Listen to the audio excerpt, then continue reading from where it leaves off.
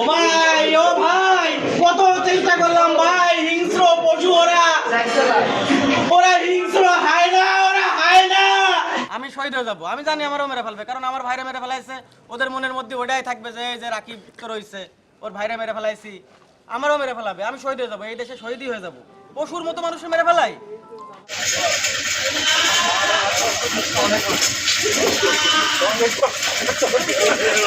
ও আল্লাহ, তুমি আমারে নিলা না, আমার বাচ্চা দুটো রে তুমি দেখতে, আল্লাহ আমার ভাই দেখতো আমারে। আমরা বাড়ির সামনে দাঁড়ানোর সাথে সাথে ওরা পিছন থেকে একটা গুলি ফায়ার করেছে। ওরা সাথে সাথে ভাই ফস করে মানে ওদের একটা হাতে ফেলাইছে।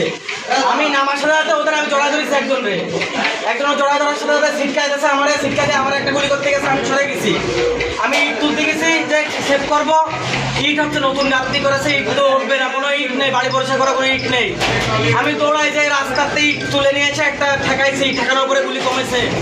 তারপরে যাওয়ার সময় আমার এই গুলি করেছে একটা, আবার চাকু দিয়ে স্টেপ করাইছে আমারে।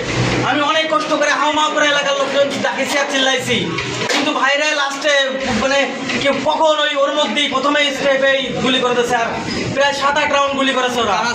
এটা হচ্ছে টাটু সুমন আর মেহেদি, এই দুজন ছিল ওখানে বস্তি। কি কারণে মারলো এরা, কি কারণে কি কারণে কিছুই বুঝলাম না।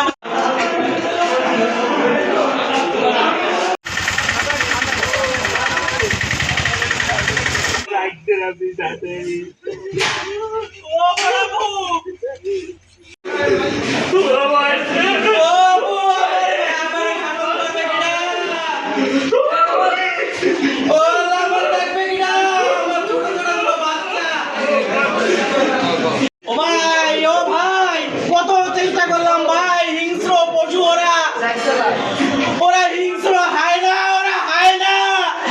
অনেক চেষ্টা করেছি আমার মাটিতে ফেলাইতে, আমার মাটিতে ফেলাই দিয়ে আমি অনেক চেষ্টা করেছি, অনেকগুলো গুলি করেছে, গুলি ঠেকাই যাচ্ছে, আমি কিচ্ছু পাইনি হাতের কাছে।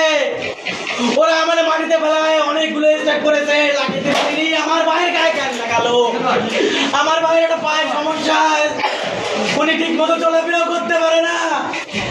12টা কিছু আগে এই শহরের রেলগেটে একটা বাড়ির ভিতরে একজনকে গুলিবিদ্ধ এবং শিল্পাঘাত হয়ে গুরুতর আহত অবস্থায় সদর হাসপাতালে ভর্তি হন। এবং এই সংবাদ পাওয়ার সাথে সাথে আমরা দ্রুত ঘটনাস্থলে আসি এবং এই ঘটনায় কে বা কারা ঘটিয়েছে এবং কী কারণে ঘটিয়েছে সেটা তদন্ত চলছে।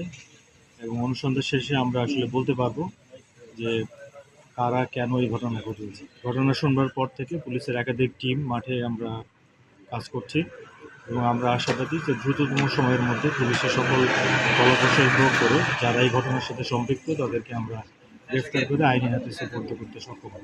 ওরা কি পারবে আমার ভাই আর ফেরত দিতে?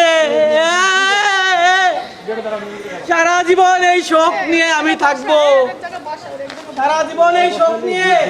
দুটো বাচ্চা, আল্লাহ তুমি আমারে কেন দিলে না? আল্লাহ, আল্লাহ, ও আল্লাহ তুমি আমারে নিলা না, আমার বাচ্চা দুটো রে তুমি দেখতে, আল্লাহ আমার ভাই দেখতো আমারে। কত ঠেকালাম ওদের, ওরা হিংস্র প্রাণীর মতো।